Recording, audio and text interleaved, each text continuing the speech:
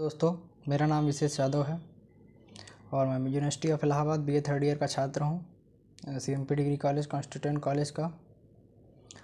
और मेरा जो सब्जेक्ट है इकोनॉमिक्स है एंड पॉलिटिकल साइंस है। आज मैं आप लोगों से जो हमारा पॉलिटिकल साइंस सब्जेक्ट है उसको हम सोच रहे हैं आप लोगों का पूरा पॉलिटिकल साइंस कंप्लीट करवा दें। कोशिश करेंगे आप लोगों को समझाने की, क्योंकि मैं रेगुलर क्लास करता हूँ तो मुझे ये चीज़ें समझ में आई हैं और मैं सोच रहा हूँ कि आप लोगों को भी मैं इस चीज़ को समझा दूँ। जो बच्चे क्लास नहीं किए हैं या जो बच्चे क्लास किए भी हैं उनको कम समझ में आया है, तो इस वीडियो के माध्यम से उनको समझ में चीज़ें आएंगी। तो पॉलिटिकल साइंस में बीए थर्ड ईयर में 3 पेपर हैं। पहला पेपर है Indian political thought, second paper है public administration and third paper है इंटरनेशनल रिलेशन। तो आज हम लोग जो पढ़ेंगे, जो पेपर थर्ड पेपर पढ़ेंगे इंटरनेशनल रिलेशन। तो इंटरनेशनल रिलेशन को समझने के लिए हमें सबसे पहले देखना होगा कि यूनिवर्सिटी ऑफ इलाहाबाद, हमारे कॉन्स्टिट्यूएंट कॉलेज जितने भी हैं, यूनिवर्सिटी ऑफ इलाहाबाद का पॉलिटिकल साइंस का सिलेबस क्या है। तो यूनिवर्सिटी ऑफ इलाहाबाद के पॉलिटिकल साइंस को सिलेबस को हमें देखना होगा। सिलेबस में हमारे है the study of international relation, unit first है the study of international relation meaning, nature and scope, approaches to the study of IR। मतलब जो अप्रोचेस, जो दृष्टिकोण हैं इंटरनेशनल रिलेशन को अध्ययन करने के। रियलिस्ट एंड लिबरल, रियलिस्ट माने यथार्थवादी और उदारवाद। और रोल ऑफ स्टेट, इसमें नॉन स्टेट एक्टर्स, उसमें राज्य का क्या रोल है और गैर राज्य एक्टर्स का क्या रोल है, इसको हमें पढ़ना होगा। फर्स्ट यूनिट है हमारा इंटरनेशनल रिलेशन के फर्स्ट यूनिट का सिलेबस है। तो आज हम लोग फर्स्ट यूनिट को ही स्टडी करते हैं। फर्स्ट यूनिट में आज हम लोग स्टडी करेंगे approaches to the study of international relation में रियलिस्ट एंड लिबरल। ठीक है, तो उसको पढ़ने के लिए हमें समझना होगा कि बेसिक रियलिज्म के बेसिक एजम्पशंस क्या हैं। एजम्पशंस में मान्यताएं मतलब जो थ्योरी है रियलिज्म की वो किस पर डिपेंड करती है। ये मान्यता है। ये जैसे होता है ना टर्म्स एंड कंडीशन, इसकी ये आप कोई भी चीज़ शॉपिंग करते हो, आप कुछ खरीदते हो तो उसमें टर्म्स एंड कंडीशन होता है। आप किसी चैनल को, आप किसी ऐप को डाउनलोड करते हो तो उसकी टर्म्स एंड कंडीशन ही होती हैं कि ये आपको ये टर्म्स एंड कंडीशन है, तभी आप इस ऐप को अपलोड करोगे। तो आप टर्म्स एंड कंडीशन पे आपको टिक करना होता है। तो ऐसे इसका एजम्पशंस है, मान्यताएं। इस मान्यता पे ये थ्योरी बेस्ड है। तो बेसिक एजम्पशंस ऑफ रियलिज्म। तो रियलिज्म क्या है? Realism views international relations as a struggle of power among self-interested states operating in a world without a central authority। Realism जो है हमारा है वीव्स इंटरनेशनल रिलेशन, वो अंतर्राष्ट्रीय संबंध को दिखाता है as a struggle of power. अंतर्राष्ट्रीय संबंध को दिखाता है जैसा कि शक्तियों का संघर्ष है, शक्तियों के लिए संघर्ष। एमंग सेल्फ इंटरेस्टेड स्टेट मतलब आपस के देशों में संघर्ष को दिखाता है रियलिज्म इंटरनेशनल रिलेशन में। ऑपरेटिंग इन अ वर्ल्ड, जो कि वर्ल्ड में ऑपरेट करते हैं विदाउट ए सेंट्रल अथॉरिटी, बिना किसी केंद्रीय अथॉरिटी के। मतलब ये सभी देश अपने आप को सेल्फ इंटरेस्टेड जो स्टेट्स हैं वो शक्तियों के लिए आपस में संघर्ष करते हैं अंतर्राष्ट्रीय संबंध में। उसे रियलिज्म कहते हैं, उसे यथार्थवाद कहते हैं। रियलिज्म मीन्स यथार्थवाद। स्टेट क्रिटिसिज्म, इसका जो फर्स्ट है रियलिज्म का state criticism. States are the key actors in the global politics. States जो हैं, स्टेट का क्रिटिसिज्म करता है रियलिज्म कि states are the key actors in the global politics. जो राज्य हैं वो सबसे की एक्टर्स हैं, मेन मुख्य भूमिका निभाते हैं ग्लोबल पॉलिटिक्स में, वैश्विक राजनीति में। और सेकंड है anarchy of the international system, no anarchy of the international system. इसका क्या मतलब हुआ? अंतर्राष्ट्रीय व्यवस्था में अराजकता, एनार्की मीन्स अराजकता। No global authority above states, इसका मतलब हुआ कि कोई ग्लोबल वैश्विक कोई भी संस्था या अथॉरिटी राज्य से ऊपर नहीं है। और जो हमारा थर्ड है survival is primary goals, state seek to ensure their existence. Survival is primary goal, survival means आपको सर्वाइव करना होगा, सर्वाइव मीन्स आपको बने रहना होगा। सर्वाइव कहते हैं नहीं, सर्वाइव नहीं कर पाओगे आप, तो सर्वाइवल का मतलब है आप सर्वाइव करने के लिए आपको बने रहना होगा। सर्वाइवल इज द, इसका जो प्राथमिक लक्ष्य है इसका सर्वाइवल है। State seek to ensure their existence, state को ये समझना पड़ेगा कि उसको अपने एग्जिस्टेंस को, अपने उसके एग्जिस्टेंस माने उसे बना रहना होगा, इंश्योर करना होगा उसे कि हमें ये यहाँ बना रहना है ग्लोबल लेवल पे। Power is the main currency, चौथा है power is the main currency, जो शक्ति है वो मेन धन है, मुख्य धन है। इसका क्या मतलब हुआ? Power is both A means and and, power जो शक्ति है वो दोनों है, वो अर्थ भी है और उसका मीन्स भी है और एंड भी है, मतलब शुरुआत भी है और समाप्ति भी है। पावर इतनी महत्वपूर्ण है कि आप किसी भी चीज़ को करते हो उसके लिए भी पावर की आवश्यकता होती है, शक्ति की आवश्यकता है। आप किसी चीज़ को कर लेते हो उसके बाद भी आपको शक्ति की ज़रूरत होती है कि आप उसे समाप्त कर पाओ किसी कार्य को। और पांचवा है इसका ह्यूमन नेचर इज सेल्फिश, कि मानव जो प्रकृति है वो सेल्फिश है, वो स्वार्थी है। Humans are inherently driven by power and fear, जो मनुष्य हैं, जो मानव हैं वो driven by power and fear, जो वो शक्ति और डर से संचालित होते हैं और वो सेल्फिश होते हैं। वो सेल्फिश मीन्स आप जानते ही हो। रेशनलिटी ऑफ स्टेट्स, छठवा है रेशनलिटी ऑफ स्टेट्स, राज्य की तार्किकता। States acts rationally to maximise interest, state जो हैं वो तार्किक रूप से एक्ट करते हैं मतलब जवाब देते हैं टू मैक्सिमाइज इंटरेस्ट, ताकि उनका जो इंटरेस्ट है, उनका जो लाभ है उसको बढ़ाया जा सके। और security dilemma, one states attempt to secure itself threatens others. Security dilemma क्या है? One states attempt to secure itself threatens others, जो राज्य होते हैं वो अटेम्प्ट टू सिक्योर इटसेल्फ, वो स्वयं को बचाने के लिए दूसरों पर हमला करते हैं, स्वयं को बचाए रखने के लिए दूसरों के ऊपर हमला करते हैं। सिक्योरिटी डायलेमा ये।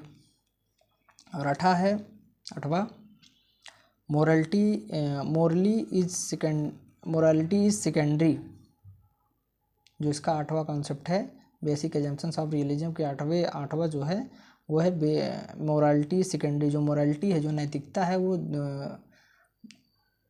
प्राथमिक नहीं है, वो दूसरी चीज़ है। मतलब होता है ना कि प्राथमिकता हम इसको देंगे, तो मोरालिटी सेकेंडरी, मोरालिटी नैतिकता इसमें दूसरे नंबर पे आएगी।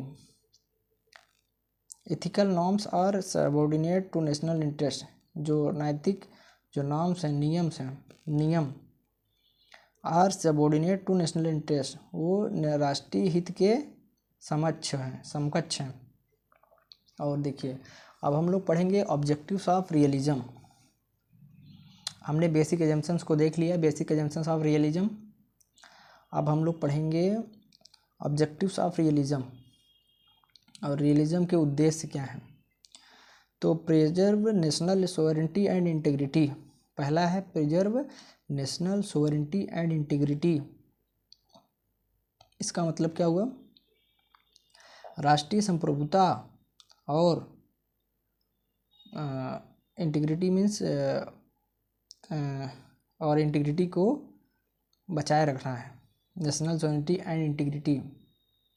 अचीव एंड मेंटेन सिक्योरिटी, प्राप्त करना है और प्राप्त करना है एंड मेंटेन सिक्योरिटी, और सुरक्षा को मेंटेन करना है। तीसरा है मैक्सिमाइज स्टेट पावर, राज्य की शक्ति को ज़्यादा से ज़्यादा करना है। चौथा है बैलेंस अगेंस्ट थ्रेट्स, इसका क्या मतलब हुआ?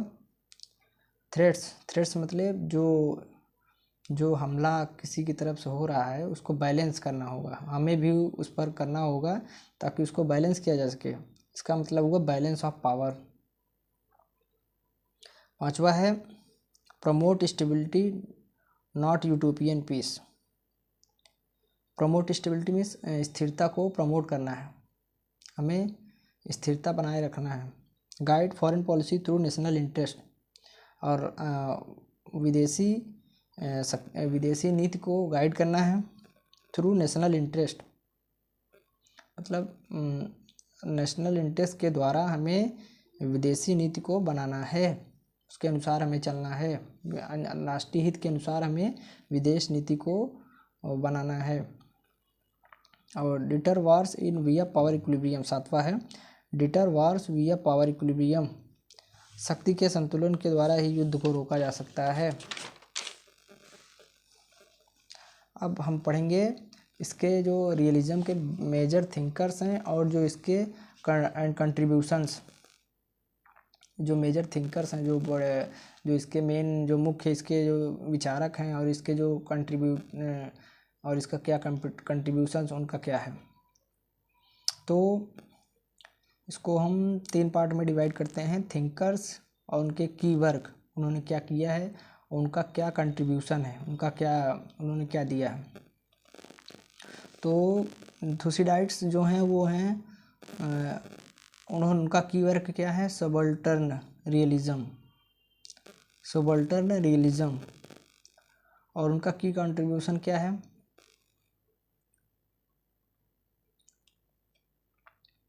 ये थोड़ा मिस्टेक हो रहा है, हम लोग पढ़ते हैं हंस जे मर्गेंथाउ को, मेजर थिंकर्स एंड उनके कंट्रीब्यूशंस में हम लोग पढ़ते हैं हंस जे मर्गेंथाउ। हंस जे मर्गेंथाउ को 1904 में उनका जन्म हुआ था, 1980s में उनकी मृत्यु हुई। Was a pioneering political scientist, वो एक राजनीतिक वैज्ञानिक थे। And a founding figure of classical realism in IR, और एक फाउंडिंग फिगर, एक महत्वपूर्ण क्लासिकल माने क्लासिकल मीन्स शुरुआती, रियलिज्म इन IR यथार्थवादी विचारक थे इंटरनेशनल रिलेशन में। बोर्न इन जर्मनी, इनका जो जन्म है जर्मनी में हुआ था। He later moved to the United States, उसके बाद वो चले गए United State. Where he taught at the university of Chicago, जहाँ पे वो यूनिवर्सिटी ऑफ शिकागो में पढ़ा रहे थे। His most influential work politics among nation, उनका जो सबसे महत्वपूर्ण इन्फ्लुएंशियल वर्क है, उनका जो काम है वो है पॉलिटिक्स एमंग नेशंस, राज्यों के मध्य राजनीति, 1948 में आया था, बुक है इनकी।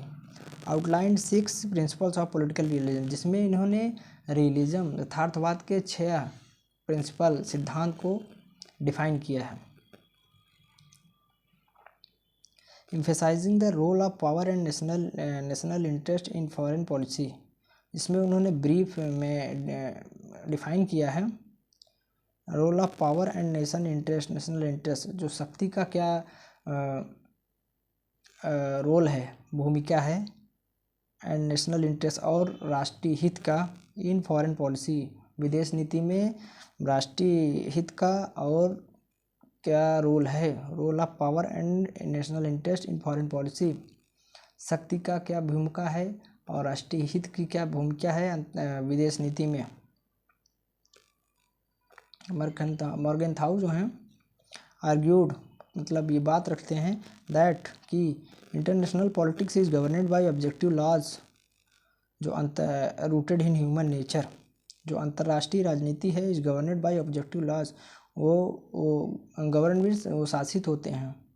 ऑब्जेक्टिव लॉज, ऑब्जेक्टिव मतलब जो ऑब्जेक्टिव मतलब विषय वस्तु होता है। ऑब्जेक्टिव मीन्स विषय वस्तु, जो नियमों के विषय वस्तु के द्वारा रूटेड इन ह्यूमन नेचर।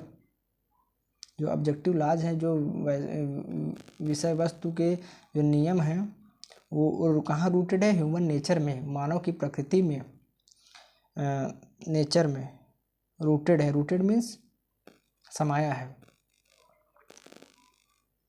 ये अपोज्ड आइडियलिस्टिक अप्रोचेस, उन्होंने आदर्शवादी दृष्टिकोणों का अपोज किया है। अपोज मीन्स उनकी आलोचना किया है। Believing moral concerns must be secondary, उन्होंने कहा है कि बिलीविंग मोरल कंसर्न्स, वो विश्वास कर रहे हैं राजनैतिक कंसर्न्स में सहमति, must be secondary to power realities, वो बिलीव करते हैं कि मोरल कंसर्न्स जो नैतिक जो सहमति है मस्ट बी सेकेंडरी, वो सेकेंडरी चीज़ है टू पावर रियलिटीज़, शक्ति के सामने, यथार्थवादी शक्ति के सामने। His idea saved cold war, उनके जो विचार थे वो शीत युद्ध को सेव्ड किए हैं। सेव्ड किए मीन्स बनाए हैं। US foreign policy and international relation theory world wide, जो यूएस की जो फॉरेन पॉलिसी या इंटरनेशनल रिलेशन थ्योरी है वर्ल्ड वाइड इन्होंने दिया है। अब हम पढ़ेंगे मॉर्गेनथाउ के 6 प्रिंसिपल्स ऑफ पॉलिटिकल रियलिज्म। मॉर्गेनथाउ के जो 6 सिद्धांत हैं राजनीतिक यथार्थवाद के। पहला प्रिंसिपल है politics is governed by objective laws rooted in human nature, जो राजनीति है वो शासित होती है विषय वस्तु में जो बनाई गई नियम कानून हैं जो कि रूटेड हैं, जो समाया हुआ है मनुष्य के प्रकृति में। मनुष्य की प्रकृति से ही तो ऑब्जेक्टिव लॉज बने हैं जिसको हम बनाते हैं। तो politics is governed by objective laws rooted in human nature. पहला है, इसका डिटेल एक्सप्लेनेशन क्या है? Political behaviour is predictable and guided by human selfishness, fear and desire for power. जो पॉलिटिकल बिहेवियर है, राजनीतिक जो व्यवहार है, इज प्रेडिक्टेबल, वो प्रेडिक्टेबल है and guided by human selfishness. जो राजनीतिक व्यवहार है उसे हम प्रेडिक्ट कर सकते हैं, मतलब अनुमान लगा सकते हैं। एंड गाइडेड और and guided by human selfishness, और वो जो है गाइडेड है मीन्स उसको बताया गया है बाय ह्यूमन सेल्फिशनेस, जो मानव का सेल्फिशनेस है। Fear and desire for power, उसका जो डर है और उसका जो शक्ति के लिए उसका जो डिज़ायर है, जो लालसा है, जो उसके लालच है, जो इच्छा है, डिज़ायर मीन्स इच्छा। और दूसरा है interest defines in terms of power, जो हित है उसको हम डिफाइन कर सकते हैं, मतलब उसका हम परिभाषित कर सकते हैं इन टर्म्स ऑफ पावर, शक्ति के टर्म्स में, टर्म्स मीन्स के रूप में। National interest is equal to pursued of power, राष्ट्रीय हित बराबर परस्यूड ऑफ पावर, मतलब शक्ति का परस्यू करना। This concept allows consistent rationally foreign policy, यह जो कॉन्सेप्ट है अलाउज कंसिस्टेंट, उन्होंने लगातार रेशनल फॉरेन पॉलिसी, तार्किक विदेश नीति बनानी चाहिए। और थर्ड क्या है? पावर है universal validity through it's form में चेंज। पावर जो है उसकी जो वैलिडिटी है यूनिवर्सल है, मतलब सार्वभौमिक है। थ्रू इट्स फॉर्म में चेंज, इसलिए इसका जो फॉर्म है, इसका जो रूप है, बदला जा सकता है। The meaning of power can differ military, economic, but its role in politics is constant. जो मीनिंग है शक्ति का कैन डिफर, वो डिफर कर सकता है, मतलब भिन्न हो सकते हैं in form of military, economic, but its role in politics is constant. लेकिन जो इसका रोल है, जो इसकी भूमिका है राजनीति में, वो स्थिर है। चौथा क्या है? Prudence is the supreme virtue in politics. जो prudence is the supreme virtue in politics, इसको एलेबोरेट करते हैं decision should be based on careful evaluation of likely outcomes not ideology. Decision should be based on careful evaluation of likely outcomes not ideology. जो विभाजन है होना चाहिए based on the careful evaluation, जो आधारित होना चाहिए, केयरफुल मतलब सावधानी पूर्वक जिसका हम मूल्यांकन करें, ऑफ लाइकली आउटकम्स जो आउटकम्स हमसे मिलते हैं, नॉट आइडियोलॉजी किसी की आदर्शवाद को नहीं। पांचवा क्या है, national interest is not equal to moral interest. ये महत्वपूर्ण है। इसमें क्या कह सकते हैं, राष्ट्रीय हित जो होता है वो नैतिक हित के बराबर नहीं होता है, क्योंकि राष्ट्रीय हित हमारा क्या है, जैसे भारत का राष्ट्रीय हित है, तो भारत का राष्ट्रीय हित क्या है कि हम भारत के हित में फैसले लें। किसी भी देश से हम मीटिंग कर रहे हैं, किसी भी देश के साथ बातचीत कर रहे हैं, तो हम अपने हितों को ध्यान में रखते हुए कोई फैसला करें, ना कि केवल नैतिक हित को ध्यान में रखें। तो इसको हम डिफाइन करते हैं, स्टेट्स में cloak interest in moral language but realism separates politics from ethics. States में cloak interest in moral language but realism जो यथार्थवाद है सेपरेट पॉलिटिक्स फ्रॉम एथिक्स, वो एथिक्स को पॉलिटिक्स से सेपरेट करता है, अलग करता है। छठा क्या है, autonomy of the political sphere, राजनीतिक गोलार्ध का स्वायत्तता, ऑटोनॉमी स्वायत्तता। Politics must be analyse by as distinct from religion, politics जो है एनालाइज विश्लेषण किया जाना चाहिए as distinct from religion, law और इथिक्स। रिलीजन मतलब धर्म, लॉ मीन्स नियम, और नैतिकता से it has its own logic, इसका जो स्वयं का तर्क है। अब टाइप्स ऑफ रियलिज्म हम पढ़ते हैं। टाइप्स ऑफ रियलिज्म में हम पढ़ते हैं टाइप्स ऑफ रियलिज्म, और तीन भागों में इसको बांटते हैं। टाइप्स ऑफ रियलिज्म में तीन पार्ट बांटते हैं हम। Focus, types of realism, focus, की थिंकर्स और उनके कोर आइडियाज़ क्या हैं। क्लासिकल रियलिज्म में human nature and ethics, classical realism में जो फोकस देता है वो कहता है ह्यूमन नेचर एंड इथिक्स पे फोकस करता है। उसके जो थिंकर है मॉर्गेनथाउ कार हैं, और कोर आइडिया उनका क्या है, power stems from human nature. और नियो रियलिज्म स्ट्रक्चर क्या कहता है, इंटरनेशनल सिस्टम से structure. Kenneth Waltz anarchy, Kenneth Waltz इसके जो थिंकर हैं, केनेथ वाल्ट्ज जो हैं की थिंकर, उनका जो कोर आइडिया है वो है anarchy completes states to compels states to compete. Anarchy जो अराजक तंत्र होता है, कंपीट्स स्टेट्स, वो राज्य को कंपेल करता है, मतलब उसको फोर्स करता है बलपूर्वक स्टेट टू कम्पीट करने के लिए, मतलब कम्पीट मीन्स कि प्रतिस्पर्धा करने के लिए। उसके बाद तीसरा है हमारा ऑफेंसिव रियलिज्म। इसमें क्या होता है, इसका जो फोकस कहाँ पे है, मैक्सिमाइज पावर एंड डोमिनेंस,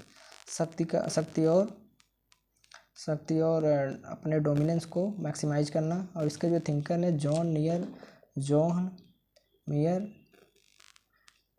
साइमर, और इसका जो कोर आइडिया है स्टेट सिक्स हेजेमनी। और डिफेंसिव रियलिज्म उसके बाद है चौथा, बैलेंस पावर, उसका जो फोकस है वो है बैलेंस पावर अवॉइड ओवररीच। और इसके जो की थिंकर्स हैं रॉबर्ट जर्विस वाल्ज, इसका जो कोर आइडिया है state seek security not domination. पांचवा है नियो क्लासिकल रियलिज्म, इसका जो फोकस है डोमेस्टिक फैक्टर्स प्लस इंटरनेशनल। और इसके जो की थिंकर्स हैं गाइडेन रोज फरीद जगारिया, इसका जो कोर आइडिया है foreign policy shaped by internal and systematic pressures.